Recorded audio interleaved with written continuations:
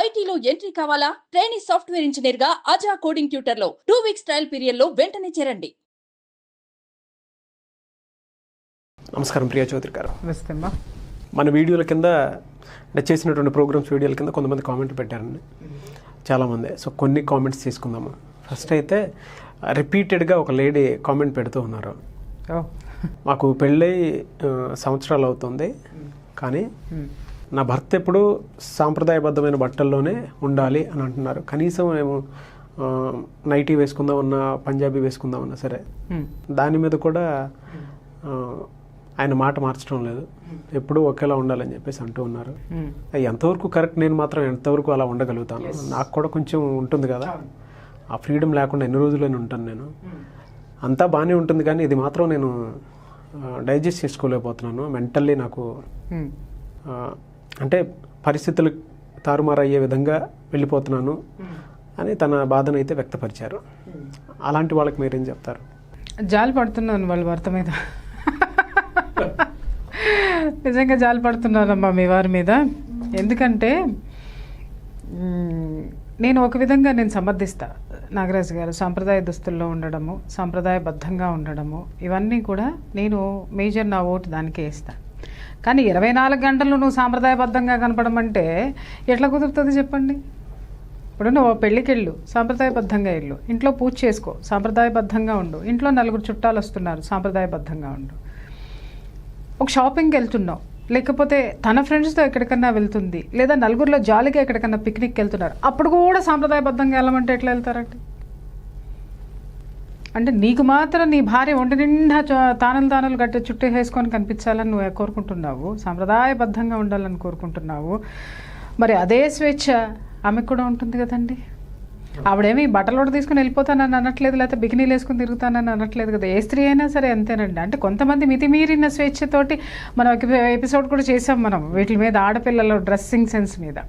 దాంట్లో కూడా నేనేం చెప్పానంటే ఏదైనా వేసుకోండి, కానీ ఎక్కడ ఏ పరిస్థితుల్లో వేసుకోవాలో అక్కడికి అవి మెయింటైన్ చేయండి అని స్పష్టంగా చెప్పాను నేను దాంట్లో. అంతేగాని 24 అవర్స్ చీరలు కట్టుకోండి, 24 అవర్స్ మడి కట్టుకోండి, 24 అవర్స్ సాంప్రదాయబద్ధంగా పోగులు పెట్టుకోండి, తర్వాత మెళ్ళల్లో హారాలు వేసుకోండి, చేతింట గాజులే, అది ఈ రోజుల్లో కుదరదు నాగరాజు గారు. ఒకప్పుడు ఇట్స్ ఓకే. అవును, స్త్రీకి ఈ ఒక విధంగా చెప్పాలంటే మరి ఆ రోజుల్లో సాంప్రదాయబద్ధమైనటువంటి రోజులు తీసుకుంటే ఆడది గడప దాటేది కాదు, అన్ని గడపలోకే వచ్చేవి. కానీ వాళ్ళ ఆడది గడప దాటితే కానీ నీళ్లు గడవట్లేదు. మరి అటువంటి అప్పుడు ఆవిడకి కూడా కొన్ని వెసులుబాట్లు ఉండాలిగా. అవును, ఆవిడకి కూడా నువ్వు విలువ ఇవ్వాలి కదా. ఎంతసేపు నీ ఇష్టం వచ్చినట్టు ఉండాలంటే మొనాటిని రాదా అండి? ఇప్పుడు ఆయన అడుగుతున్నాను నేను, మీరు కుర్తా పైజమా వేసుకుంటున్నారా, పంచే కట్టుకుంటున్నారా? అంతే కదా. మరి మన సాంప్రదాయం అంటే ఆయన వేసుకునే ప్యాంట్లు కాదు కదండి. అవును, కుర్తా పైజమా ఆర్ పంచే, లాల్చీ, కండువా ఆయన కూడా వేసుకుంటున్నారా? ఒకసారి క్వశ్చన్ చేయాలి ఆయన్ని.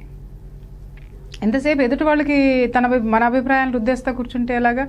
అభిప్రాయాలు చెప్పాలి తప్ప నాగరాజు గారు ఎప్పుడు రుద్దకూడదు. అది వర్కౌట్ కావు, అది ఫ్రస్ట్రేషన్లోకి దిగుతాయి, మన మీద ఉన్న గౌరవాన్ని తీసేస్తాయి. అట్లా అమ్మ మీకేం చెప్తున్నాను అని అంటే, మీరు మరీ అంత మీరు ఏదో పరిస్థితులు చేదాటిపోయేంతగా వెళ్తున్నాను అని చెప్పేసి అని మీరు అన్నారు. నిజంగానే ఈ రోజుల్లో ఏంటంటే మన చుట్టూ చాలా కలర్ఫుల్ వాతావరణం అనేది, చాలా స్వేచ్ఛా వాతావరణం అనేది మనకు కనిపిస్తుంది నాగరాజు గారు. నేనేమంటానంటే వాటిని మిస్యూజ్ చేసుకున్నంత వరకు కూడా మన పరిధిలో, మన రక్షణలో, మన సంరక్షణని మనం ఏర్పాటు చేసుకుంటూ మన ఇష్టం వచ్చినట్టు మనం ఉండొచ్చు. సాంప్రదాయాన్ని తప్పద్దు, అలాగని సాంప్రదాయంలో మాత్రమే ఉండద్దు. అట్లాగని చెప్పేసి అని మడి తడి పెట్టుకునో, లేకపోతే ఒంటి చీరలు తానలు చుట్టుకొని కూర్చోవాల్సిన అవసరం లేదు. ఒంటి నిండా కప్పుకునే చుడిదార్లు ఉన్నాయి, చక్కగా వేసుకుంటే ప్యాంట్లు షర్ట్లు కూడా ఉన్నాయి, జీన్స్ ఉన్నాయి చక్కగా. దాని మీద నేనేమంటున్నానంటే డోంట్ ఎక్స్పోజ్, అంటే ఎదుటివాడిని ప్రొవోకేట్ చేసే విధంగా మన బాడీ ఉండద్దు అంటాను నేను. Okay, whatever you want you wear. అలాగని స్విమ్ సూట్ వేసుకొని అది నీకు లేదు నేను మొత్తం వేసుకున్నానంటే నో వన్ కెన్ యాక్సెప్ట్ కదా. అది వేసుకొని రోడ్డు మీదకి రాలేరు కదా. అది గమనించాలి. మగవాళ్ళు కొంతమంది, చాలామంది ఛాదస్థమైనటువంటి అభిప్రాయాలు ఉన్నవాళ్ళు ఉంటారు. సార్ కాలం మారింది, కాలంతో పాటు మీరు కూడా కొద్దిగా మారండి. ఆ మాత్రం కొద్ది వెసులుబాటు కూడా భార్యలకు ఇవ్వకపోతే అది ఫ్రస్ట్రేషన్ కింద దారితీసి ఆ ఫ్రస్ట్రేషన్ మీ యొక్క సంసార జీవితంలో చాలా అలజడులు సృష్టించేటటువంటి అవకాశం ఉంటుంది. ఆవిడ మరీ మితిమీరమైన కోరికలు కోరుకుంటే మీరు ఎక్స్ప్లెయిన్ చేయండి అది కాదు అని. అంతేగాని రెస్ట్రిక్టెడ్గా సంప్రదాయబద్ధంగా ఉండాలంటే నాకు చాలా ఇష్టం నాగరాజు గారు. బోల్డ్ని నగలేసుకోవటం ఇష్టం, పట్టు చీరలు కట్టుకోవటం ఇష్టం, లేకపోతే ఇంకా సాంప్రదాయబద్ధమైన ఇష్టం. ఎంతవరకు ఇష్టం? రోజు కట్టుకొని కూర్చోమంటే నా వల్ల కాదు. పండగ వచ్చిందంటే చాలా సాంప్రదాయబద్ధంగా ఉంటాను. నేను గుడికి వెళ్ళాలంటే సాంప్రదాయబద్ధంగా వెళ్తాను. ఒకరోజు మూడ్ బాగాలేదు అని అంటే అన్నీ తీసి పక్కన పడేసి పండగ అయినా సరే ఇంట్లో కూర్చొని ఆ నైటీనే వేసుకుని కూర్చుంటా. It depends upon my attitude, moods. అంటే నువ్వు కూర్చుంటావు కదా అని చెప్పేసి అని కింద దిక్కుమాలిన స్క్రోలింగ్లు మొదలొస్తాయి. నైటీ వేసుకుని కూర్చుంటానంటే ఇన్ ద సెన్స్ అండి ఏమి చెయ్యకాని కాదు. ఆ రోజు ఒంట్లో బాగోకపోవచ్చు, మనసు బాగోకపోవచ్చు, చేయబుద్ధి కాదు మని. అట్లా ఆడదానికి ఒక మనసు ఉంటుందండి, కొన్ని కోరికలు ఉంటాయి. మీరు ఎలాగో మహిళలు కోరుకునేటటువంటి మహిళలు కాదండి, భార్యలు కోరుకునే కోరికలు మీరు ఎలాగో తీర్చలేరు. అట్లీస్ట్ వేసుకునే బట్టల్లోనన్నా కొంత వెసులుబాటు ఇవ్వండి, కొంత స్వేచ్ఛనివ్వండి. బయట వాతావరణానికి ఎలాగో మీరు స్వేచ్ఛనివ్వరు. ఆ స్వేచ్ఛని అందిపుచ్చుకుంటానికి కూడా ఈరోజు మహిళలు అంత సిద్ధంగా లేరు. కంఫర్టబుల్గా ఇల్లు ఉంది, భర్త ఉన్నాడు అని అంటే అంతకు మించిన కంఫర్టబుల్ లైఫ్ ఇంకొకటి లేదని చెప్పి హ్యాపీగా బతికేస్తున్నారండి ఇవాళ రేపు. ఎందుకంటే బయటికి పోతే 10 మందితో ఫేస్ చేయాల్సి వస్తుంది. కాబట్టి ఇంట్లో బాగా చూసుకుంటే ఇల్లు దాటాల్సిన అవసరం ఎవరికీ లేదు. కానీ ఒక స్వేచ్ఛ ఇవ్వండి. కొంత స్వేచ్ఛ అయితే మాత్రం కావాల్సినటువంటి అవసరం ఉంది. ఆ కొంత స్వేచ్ఛ గనక పురుషులు ఇవ్వకపోతే నాగరాజు గారు పూర్తి స్వేచ్ఛను తీసుకుని వెళ్ళిపోయే పరిస్థితులు వస్తాయి. ఆ సిచ్యుయేషన్స్ని కొని తెచ్చుకోవద్దు, ఆ ప్రమాదాలని కొని తెచ్చుకోవద్దు. ఎంతవరకు అండి పిల్లిని కూడా లోపల పెట్టి కొడుతూ కూర్చుంటే అది పద్దాక అటు ఇటు 4 సార్లు పరిగెడుతుంది. దాని ఓపిక అయిపోతుంది అనుకున్నప్పుడు, అది సహించలేనప్పుడు ఏం చేస్తుందంటే ఎగిరి దూకుతుంది మన మీదకి. పిల్లే కదా అని అనుకుంటా ఒక్కసారి గోల్డ్ పెట్టి ఇది చేసిందంటే మనం పరిగెత్తాలి ఆ డోర్లు తీసుకుని బయటికి. ఆ పరిస్థితిని మాత్రము మన యొక్క అభిప్రాయాల్ని, పురుషులు భర్తల యొక్క అభిప్రాయాల్ని, వాళ్ళ యొక్క దాన్ని ఏమంటారు కోరికల్ని బలవంతంగా మాత్రం భార్యల మీద రుద్దకండి. ఉండండి. ఎందుకంటే కొంత భార్యలు కూడా సహకరించాల్సినటువంటి అవసరం ఉంది. మరి భార్యని మీకు పూర్తిగా సహకరించాలనుకున్నప్పుడు సగమన్నా మీరు భార్యకి సహకరించాలిగా, కొంత భాగమన్నా సహకరించాలి కదా. వేసుకొనివ్వండి. ఏమైంది? ఒకవేళ అభ్యంతరకరంగా ఉంటే ఆవిడకే చెప్పండి, చూడమ్మా ఇదిగో 10 మందిలోకి వెళ్తే నువ్వు వేసుకున్న డ్రెస్ ఇట్లా అభ్యంతరకరంగా ఉంది, నాకు కొంచెం కాస్త నలుగురిలో ఏదైనా మాట్లాడడానికి కానీ చేయడానికి కానీ నాకు కొంచెం తలవంపులుగా ఉండేటట్లుంది, ఇది కాదు ఇది మార్చి ఇలా వేసుకో అని చెప్పండి. ఇంతసేపు నీ భార్య సాంప్రదాయబద్ధంగా మీరు కూడా పంచ పైజమా వేసుకుని కూర్చోండి, ఆవిడ కూడా కూర్చుంటుంది. అదే చెప్పమ్మా. ఈసారి మాట్లాడితే మాత్రం ఉండాలి, పద్ధతిగా ఉండాలి. ఇష్టం వచ్చిన వేసుకోవచ్చు, వేయకూడదని ఎక్కడా లేదండి. పరిధులు దాటద్దంటాను నేను. ఇచ్చిన స్వేచ్ఛను సద్వినియోగం చేసుకుని మనం ఎదగటానికి ఉండాలి కానీ దిగజారిపోవటానికి ఉండద్దు. అలాగే మీరు ఏ స్వేచ్ఛని ఇవ్వకుండా అలాగే పట్టుకొని కూర్చుంటే నేనేమన్నాను, పర్మనెంట్ స్వేచ్ఛ కోసము, పూర్తి స్వేచ్ఛ కోసము బయటికి వెళ్ళిపోయిన రోజున లేదా మీకు ఎదురు తిరిగిన రోజున అప్పుడేమనుకుంటారు అని అంటే, అప్పుడే బాగుండు మా ఆవిడ బోళ్ళంత మాటింది నాకు, అప్పుడే బాగుండు చెప్పింది చేసేది, ఈ మధ్య ఎదురు తిరిగేస్తుంది. ఎందుకు ఎదురు తిరుగుతుంది? బాగా ఉండే భార్య మీకు ఎందుకు ఎదురు తిరుగుతుంది? ఒకసారి క్వశ్చన్ చేసుకోండి. లోపాలు మీలో లేవా?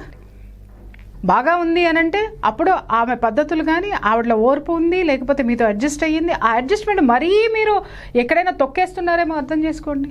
స్త్రీకి కూడా కొంత స్వేచ్ఛ కావాలి సార్, స్వేచ్ఛ కావాలి, మనసుకి స్వేచ్ఛ కావాలి, వేసుకునేటటువంటి బట్టల్లోనూ స్వేచ్ఛ కావాలి, అంతకు మించి జీవితానికి ఒక స్వేచ్ఛ కావాలి. ఎంతసేపు మగాడి గ్రిప్లోనో గుప్పెట్లోనో పెట్టుకోవాలని మాత్రం దయచేసి చూడకండి. ఇలా చేసే చాలా కాపురాల్లో నిప్పులు పోసుకుంటున్నారు భర్తలందరూ కూడాను. మీకు చెప్తున్నా, మీకు మరీ ఆవిడ విపరీతమైనటువంటి బట్టలు వేసుకొని నలుగురిలో మీకు అవమానంగా అనిపించిన బట్టలు వేసుకున్నప్పుడు అభ్యంతరం చెప్పండి, కూర్చోబెట్టి చెప్పండి, లేదా కొంచెం గట్టిగానే చెప్పండి, దానికి ఎవరు అభ్యంతరం పెట్టరు. బట్ కొంత ఇవ్వండి సార్, కొంత ఇవ్వండి, స్వేచ్ఛ ఇవ్వండి. అవసరం ఇవాళ. ఎందుకంటే ఈ ప్రపంచము గ్లోబలైజేషన్లో విపరీతమైనటువంటి మనకి తెలియనటువంటి కొత్త లోకాలు మనల్ని ఉద్రేకపరుస్తున్నాయి నాగరాజు గారు. మరీ మనం వాటిని అందిపుచ్చుకోవాల్సినటువంటి అవసరం లేదు. కానీ కొంత మొనాటనీ ఫీల్ అవుతాం మనం ఏ పని చేసినా. చూడండి, రోజు నేను చీర కట్టుకొచ్చి చూసి నాకు బోర్ కొడుతుంది, అబ్బా రోజు చీరలేండి వాళ్ళు డ్రెస్ వేసుకుని వెళ్దామా అని చెప్పేసి అని వేసుకున్నాను అనుకోండి, నాకు అదొక కొత్త రిలాక్సేషన్ అనమాట. అబ్బా హాయిగా ఉన్నాను అనేసి మళ్ళీ తర్వాత 2 రోజులు వేసుకున్న తర్వాత మళ్ళీ నాకు చీర కట్టుకోవాలనిపిస్తుంది. I will come back. Okay, అట్లాగే మనకి ఉన్నటువంటి దాన్ని నేనేమంటాను అనంటే, ఏదో డ్రెస్ వేసుకున్నంత మాత్రాన ఆవిడేదో మీ యొక్క జీవితాన్ని, మీ యొక్క జీతాన్ని, మీ మొత్తాన్ని తీసేసుకొని ఏదో మిస్యూజ్ చేసేస్తుందని అవసరం లేదండి. మీకెందుకు అంత అభద్రతా భావం నాకు అర్థం కాగలుగుతా. ఈ భర్తలకు ఉన్నటువంటి దిక్కుమాలిన అభద్రతా భావాలు ఇదేనండి. డ్రెస్ వేసుకోగానే భార్య చెడిపోయిందనో లేకపోతే భార్యను చెడగొడతారనో. బట్టలు చెడపవండి, మనస్సు చెడుపుతుంది. ఆ మనస్సుని, ఆ భార్య మనసుని మీ చుట్టూ తిప్పుకునేటటువంటి ప్రయత్నాలు మీరెంతవరకు చేస్తున్నారో క్వశ్చన్ చేసుకోండి. ఎంతసేపు నువ్వుదా ఇదే మాట మాట్లాడతారు. అరే నువ్వేమిస్తున్నావు బై చెప్పు, నువ్వేమివ్వో, బట్ అది మాత్రం వచ్చేసి నీకు అతుక్కుని పోయి ఉండాలి. నువ్వు ఏం చెప్తే అది తినాలి, నువ్వు ఏది ఇస్తే అది తినాలి, నువ్వు ఏది ఇస్తే అది కట్టుకోవాలి, నువ్వు ఏం పెడితే అది తినాలి. What nonsense it is. She also human being అండి. అవును, పలుపు తాడు కట్టేసిన పశువు కాదు, పసుపు తాడు కట్టినటువంటి ఒక ఆడది. ఇలా వచ్చింది, నీకు ఎన్ని రూపాల్లో వస్తుంది, నీకు భార్యగా వచ్చింది, నీ బిడ్డలకు తల్లిగా వచ్చింది, నీకు వయసు అయిపోయిన తర్వాత తను నీకు తల్లి అవుతుంది. కొన్ని విషయాల్లో కూడా నీకు జీవితంలో నువ్వు నీ జీవన ప్రయాణంలో ఎన్నిసార్లు తను నీకు తల్లి నిన్ను ఓదార్చింది, స్నేహితురాలై ధైర్యం చెప్పింది, ఎంత నీకు సహకరించింది, ఇవన్నీ మర్చిపోయి ఎంతసేపు నీ అభిప్రాయాలు రుద్దేస్తే ఎట్లా? అవన్నీ ష్రింకనైజ్ అయిపోతాయి మైండ్లో. ఆవిడ మైండ్లో నేను ఎందుకు వీళ్ళకి హెల్ప్ చేయాలి అనేటటువంటి ప్రిజిడిటీ వచ్చేస్తుంది. ఎందుకు తెచ్చుకుంటున్నారు అట్లాగా? బట్టల విషయంలోనూ లేకపోతే వాళ్ళని కాస్త కొంత స్వేచ్ఛ ఇవ్వండి సార్. ఏ ఆడది కూడా గడపలు దాటేసేసి బర్రెలు దాటేసి వెళ్ళిపోవాలని ఎవరు అనుకోరు నాగరాజు గారు. అవును, అలాగని ఇంట్లోనే కూర్చొని నీకే 24 గంటలు వినాయకుడి పూజ నీకే చేయాలి, కుమారస్వామి పూజ నీకే చేయాలి, అమ్మవారి పూజ నీకే చేయాలి, ఎట్లా కుదురుతుంది? ఏ గుడికి ఆ గుడికి వెళ్ళాలి, ఏ పూజ ఆ పూజే చేయాలి. కాబట్టి కొంత మనసుకి కాస్త రిలాక్సేషన్, అది ఒంటికి కాదు రిలాక్సేషన్ అండి. బట్టలు మార్చుకోవడం అనేది మనసుకి రిలాక్సేషన్, ఒక కొత్తదనం వస్తుంది. ఆ కొత్తదనంలో ఒక ఉత్సాహం వస్తుంది.